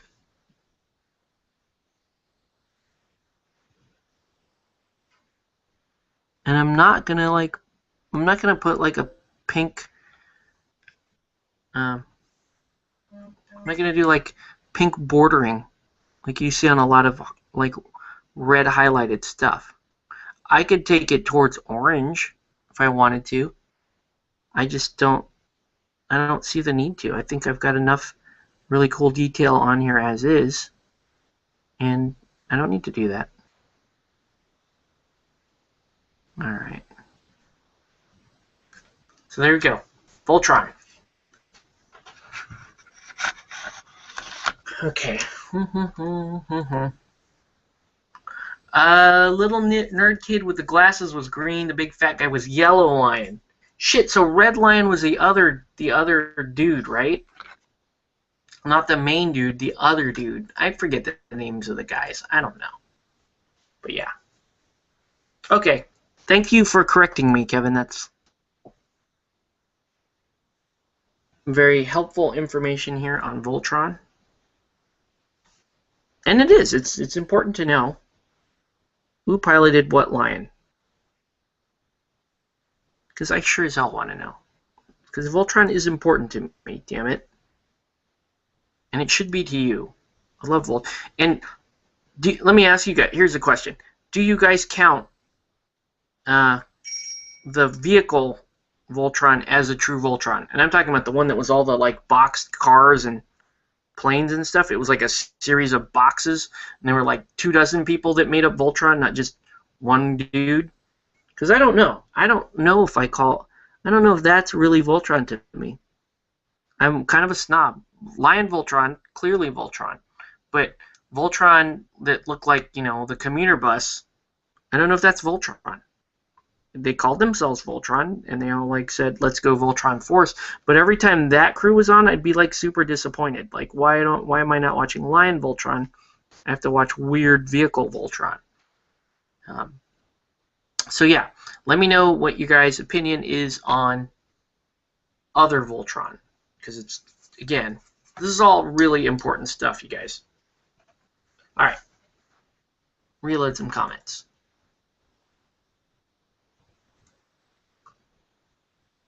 $12 comments, okay. Finlay Robinson, I would be interested to know what colors you use for your gold non-metallic. Okay, I can do that. What I normally use is I start with a brown of some sort. So I start with typically a beige brown, or depending on how deep I want the gold to go, I can go all the way down to like a leather brown or a chocolate brown. From there, I start mixing up towards yellow ochre. And I'll bring it up to yellow ochre. Then I'll wash with Seraphim Sepia. And then come back with yellow ochre. And then final highlights with Iraqi sand. And that's where I get my non-metallic gold. You could also airbrush this to dramatic effect, and it's fantastic.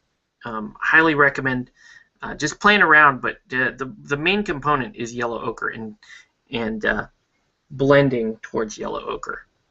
From a brown. That's what gets you. That's what gets you these undercoats, these undercolors, and then the better job you do, the more layers you do blending up, the better off you're gonna be. I am going to have to do some skin highlights here, which is going to be interesting.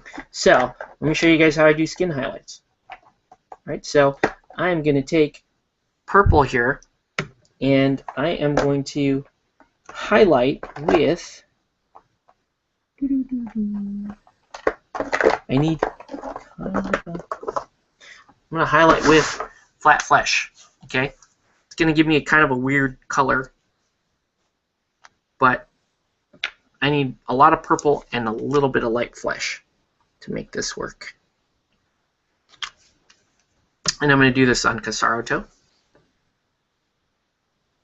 All right. So flat flesh is interesting because it's got a lot of yellow to it. And the yellow mixed with the purple gives me kind of this lavender that's got it has a little bit of a glowing tone to it. Now if I want it to be darker, I can blend in Vallejo Model Color Dark Skin Tone, but in this case, I'm okay with where I'm at. So I'm going to highlight that in, do a chin highlight, a nose highlight. Okay, and then all I have to do now is just hit it with the sepia again,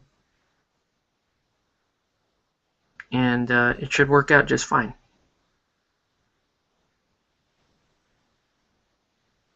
Now I had to do that because like I said, I was blocking colors the other night, and some of that airbrushed white got in the way.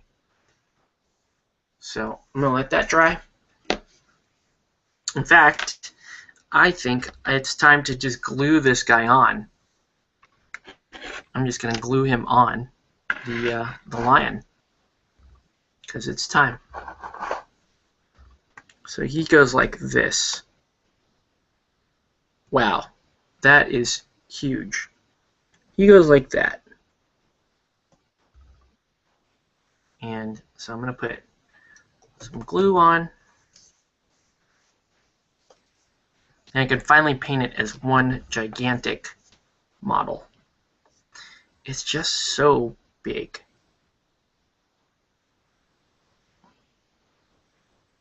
But as you can see, these models are finishing up. They're all getting really, really close to where they should be. So I'm going to hold that in place there for a minute. One of the nice things about Restic is super glue works incredibly well on Restic. And so there you go. So I'm going to let that dry for a minute. Put and set it aside. And I'm going to work on a couple other things here for these other models. So your other models are looking pretty basic, but I'm okay with that. Bit of white here.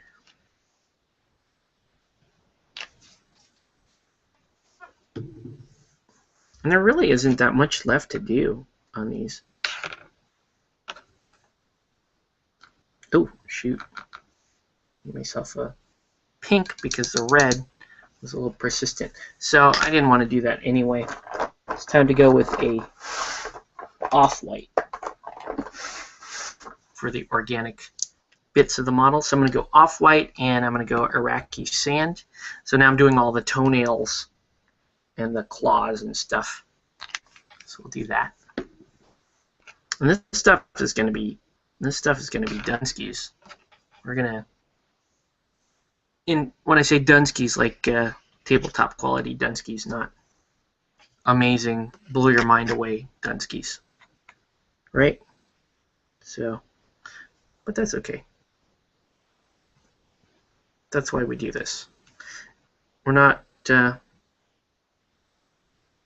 necessarily here to blow your mind. We're here to just get some work done. I'm going to do brighter red as the beads here in this little guy. Little Buddha beads around his neck.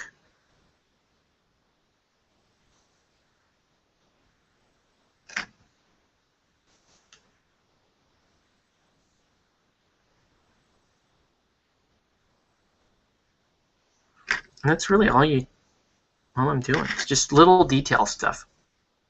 Do enough little detail stuff and the model's done. Or at least it's done enough to where you can base it and put it on the table and not be completely embarrassed by how it goes. Alright, so there's that. And let's work on the Iraqi sand. A little too much red tonight. There we go. Alright, so I gotta apologize again because I've got to paint the Relic Knight, who is now too large to see on the screen. I promise I will post a picture of tonight's work as soon as it becomes available, meaning right after the show.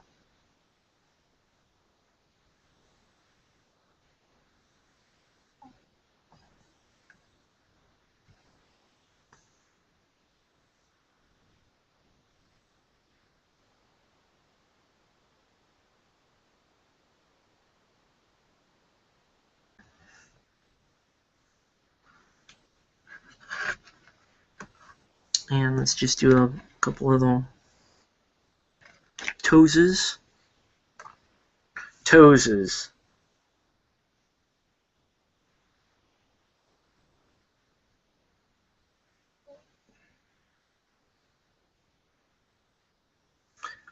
It's good to be painting again after a couple nights.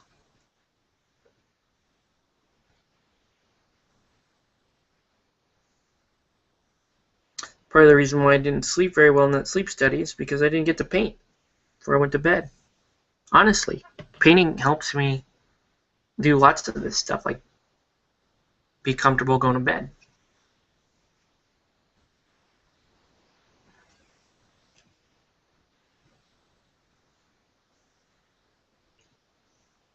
I'm going to paint this guy's sandals in red just because I have red right here.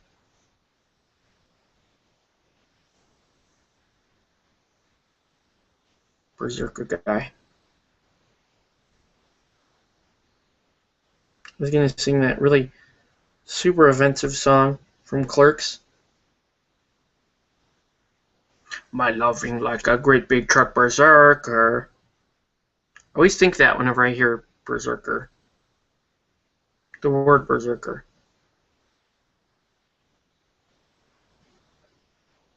I hope you guys got that Clerks reference too, because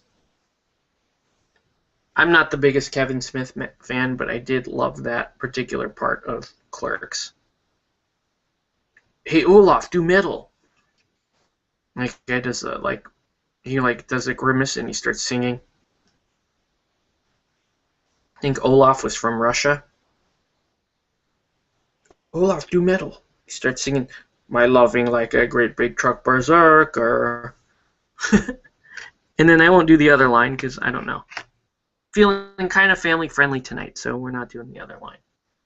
But the other line, suffices to say, was not very family friendly. Berserker.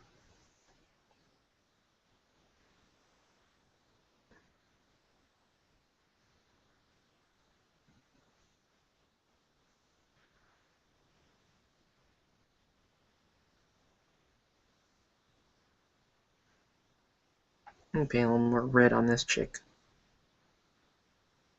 She's fun. This Relic Knight, this questing knight with the bow is fantastic. Great model.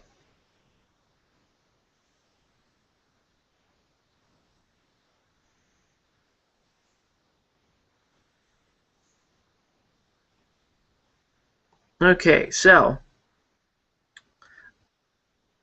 I am doing the July painting challenge for War Boss Tay, which has been fun so far. It's forced me to make a bunch of videos every day and track my painting progress, which is great.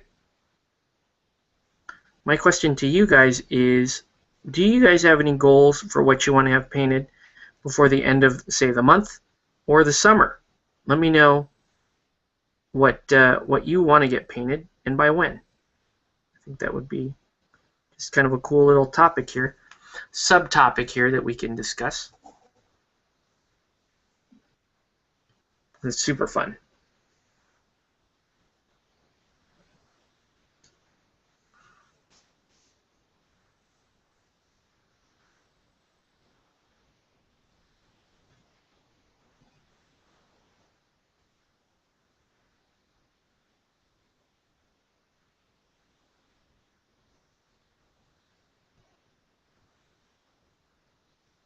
See, it's still stuck in my mind. Berserker. Alright. Reload comments.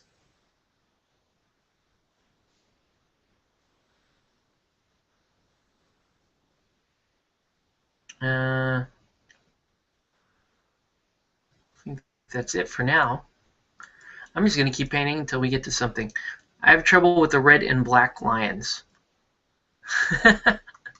Nice. Still talking Voltron here. Oh, I missed Voltron.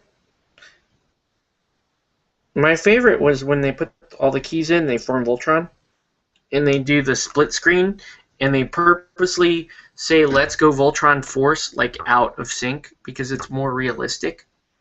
I loved that. I don't know. I felt appreciated and valued as an audience member when stuff like that happened, because I was like, oh, they care, you know? They want me to know that there isn't this perfect sync and harmony amongst the Voltron pilots. What a great show Voltron was, though, for real. Loved it. Alright. Let's get to this off-white, because we got a lot of stuff to do here. Got a lot of toofas to do. Tooths and nails and all this other stuff that these no berserkers have. Alright, in off-white. And then, once the off-white's down, it's really just, I only have to do a quick green color. And then most of this is going to be finished. I can just start painting the lips black on everything. And then we should be able to just close the show out, which is great. So, let's see what we can get away with here. So, whoa, that wasn't so good. This guy just, the whole thing just popped right off of the base. That might be telling me that this thing is way too big for the base, which it is, but I'm still, you know, trying desperately to get it to fit on this 80 mil base. It just doesn't seem like that's going to happen.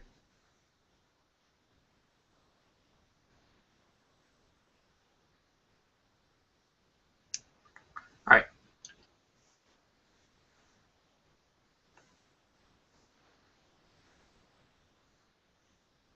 Oh, I still have to wash. I still have to wash his face. It's not too bad. I'll do that in a minute.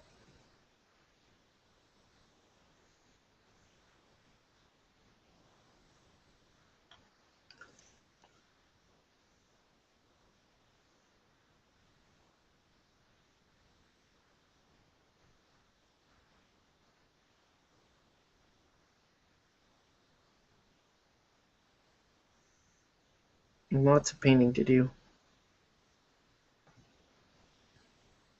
But yeah, it'll be nice to know that Noh Empire is done and ready to roll. And from here on, it's just a matter of painting up all of the other factions.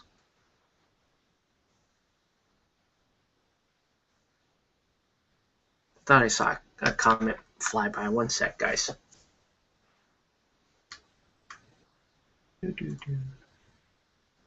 Oh, no.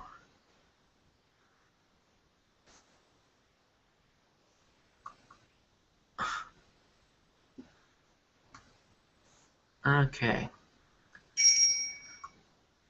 No comments yet. All right. More Relic Knights.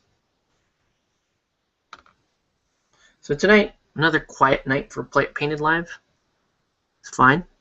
I want to say I appreciate all you guys that do hop on and make the comments and keep the show going, because I had been on the verge of stopping this live feed, because I wanted to make sure that when we're doing the feed that some people get something from it, that they're painting or they're inspired to paint or something like that, because that's kind of my deal, kind of something that I find value in. But if people are not interested in the show and they don't want to watch, then I don't really see much point to put it on air. But apparently, a few of you guys actually still like watching the show, so I will continue put it on air, even if there's just one guy that says, "Hey, I get to paint while your show is on." To me, I feel like I've done something correct there, and I'm gonna continue to reward that guy. If he wants to watch me while he paints, then I totally want to continue to put my show on. But yeah. All right. I'm going to try to put this thing back on for real. It looks like that might fit like that. Let's do it. Let's put some glue on this.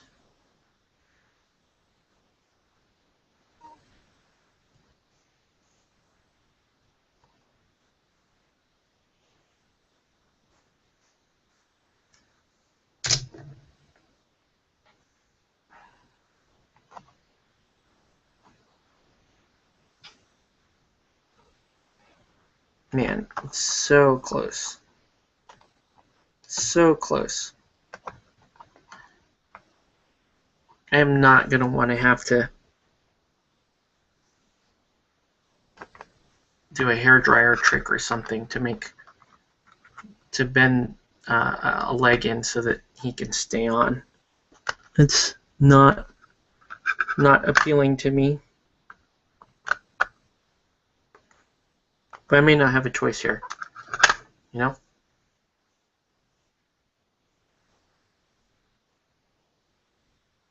May not have a choice.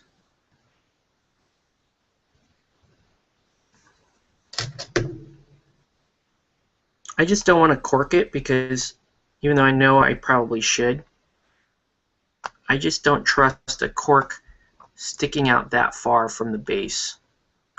I've done lots of cork bases before, but they just, I try to avoid them when possible, because what you don't want is you don't want your cork crumbling off the edge of a base because you shoved it in your bag funny or you hit it on the table. I'll take my chances with the model kind of half hanging off the base here if it means that the model stays intact and all I have to do is just glue it back to the base.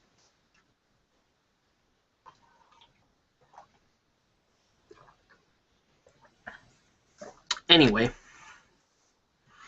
let's do a couple of highlights here.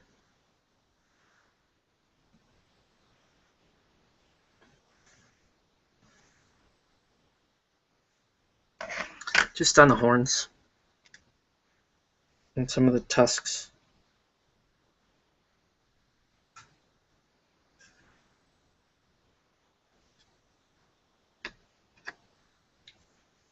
All right, now let's do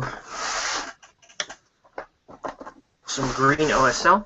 I'm going to use livery green here. When I was using the outside part of these green effects, I was using fluo green, which I assume is really just fluorescent green. But now we're doing livery green. It's going to be the lighter center of these OSL effects. And I got to start with Casaro toe right here.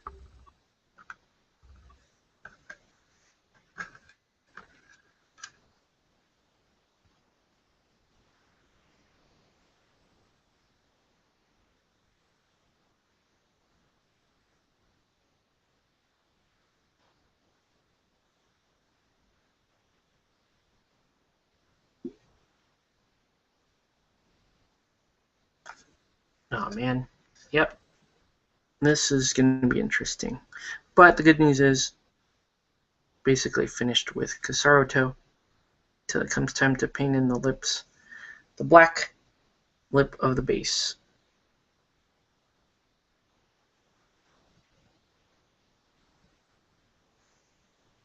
All right. I'll fit him away.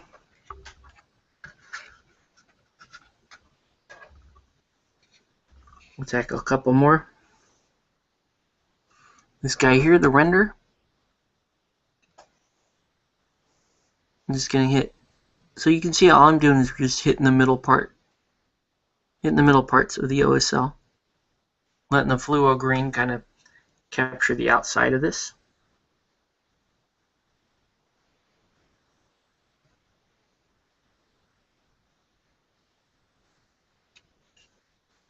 And that's it. Good to go. Alright. Now it's time to paint in all the black. We need lots and lots of black. I'll put away a bunch of this stuff. And then I can seal this, and then we can get to painting up the last of the Doctrine. Then I'm set for Relic Knights. I have commissions coming in to paint Relic Knights, which will be good. I believe I have a Shattered Sword commission coming in, which I can use, which I can paint up fairly quickly because I've been working on my Shattered Sword white scheme, which is going to be done again with airbrush just to make things faster. And then after that, I should be good to go. I might pick up more commission jobs, or I might just continue to paint up my collection of miniatures. Relic Knights, El Dorado, Anima Tactics, SDE. I still have a Von Drax set that I haven't even started painting. That's going to wait behind, critical RK projects right now. You can see the booster. Literally, all I did was airbrush the booster like a charcoal gray, and I went back in with a slate gray, and then a super light gray as the final highlight. But I did all of that on airbrush, so these boost markers were done in just a matter of minutes. And they look okay. Nothing. They don't look like anything mind-blowing. It's nothing to write home about, but they look fine. They look. You can tell that somebody did a paint job on them, and that based on this paint job, they kind of fade into the background for Relic Knights.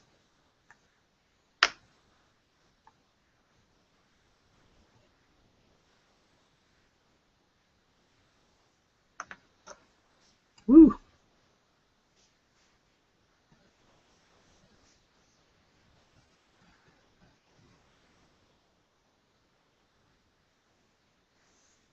Be interesting trying to pop these off the table tomorrow morning when all this stuff dries down like that. Reload comments one more time.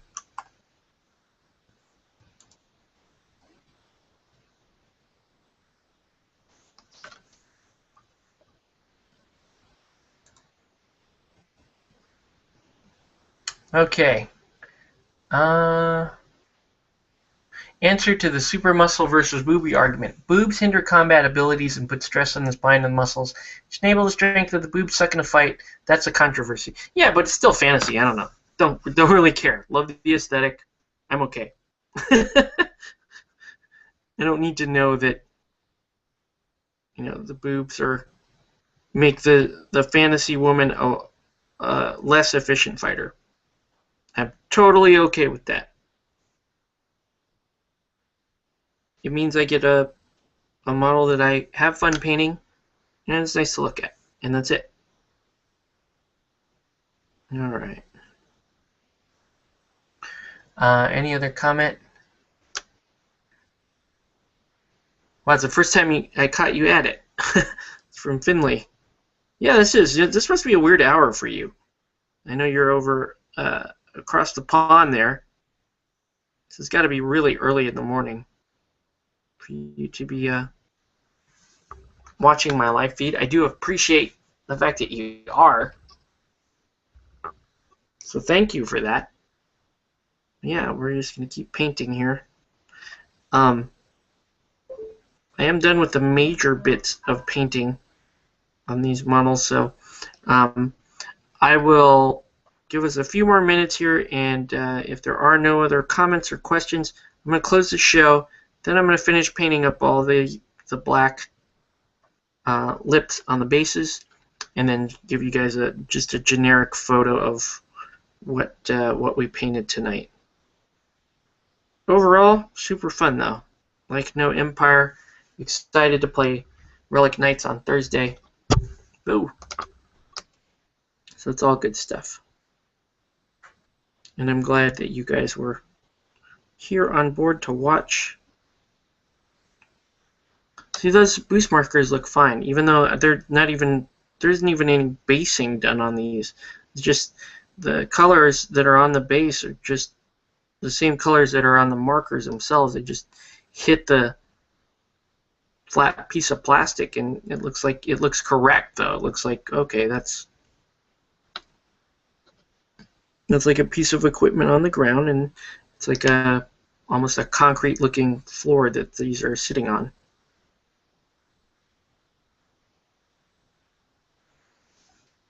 How many boost markers do you get in the pack here? It looks like 8.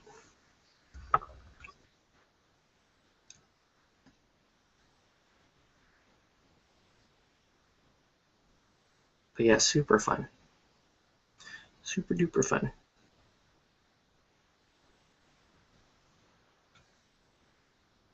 And now Noh Empire is going to have a reasonably sized force here to play.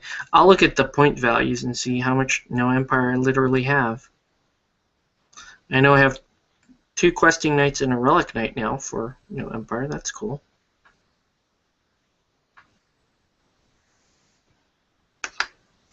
I'm actually surprised. I thought Kevin would be a Noh Empire player, but you picked Cersei, which is awesome. Cersei is a good fun faction.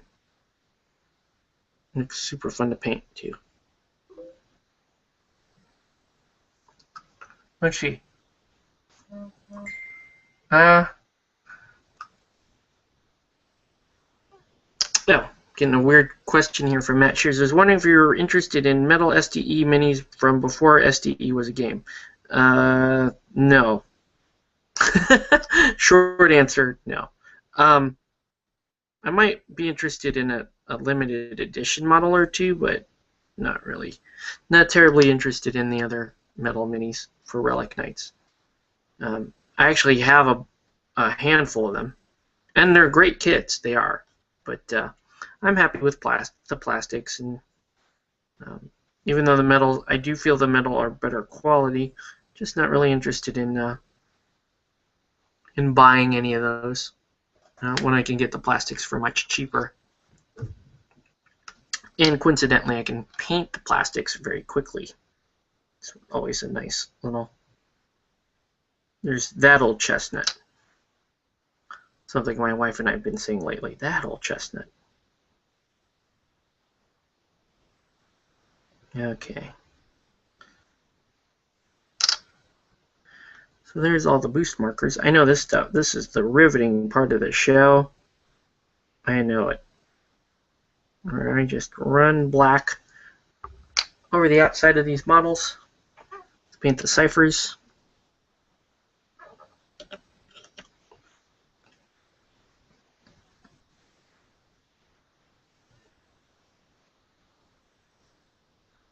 What I should really do is look at just painting a bunch of bases en masse, airbrushing them, so that I can just paint the models on, you know, cork or plinths or whatever, and then pop them onto the bases when it's done, instead of having to paint them fresh every batch. You just have a whole master batch of this stuff done. Okay, cipher. There's a lot of stuff to paint.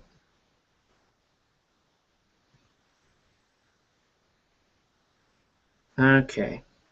So anyway, I think we hit the 2-hour mark. Let's reload comments one last time.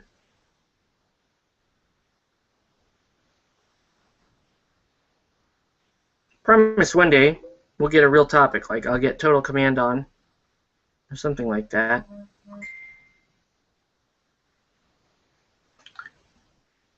All the factions look interesting to me except for Black Diamond.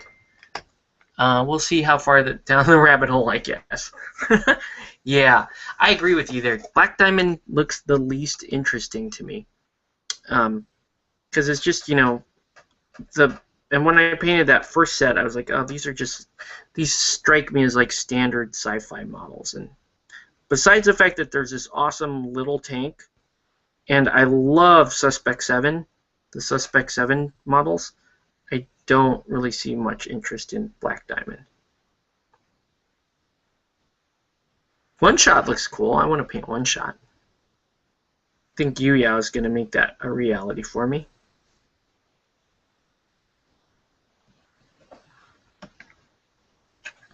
So yeah, I don't know.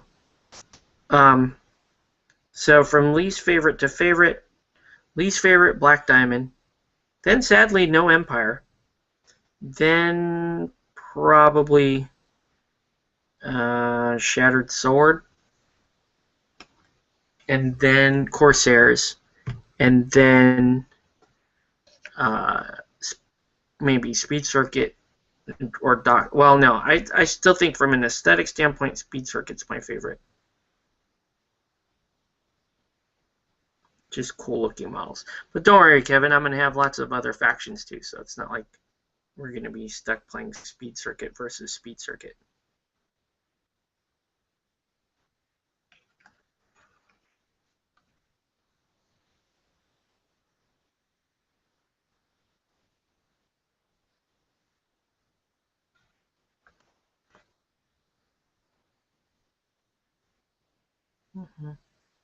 Okay.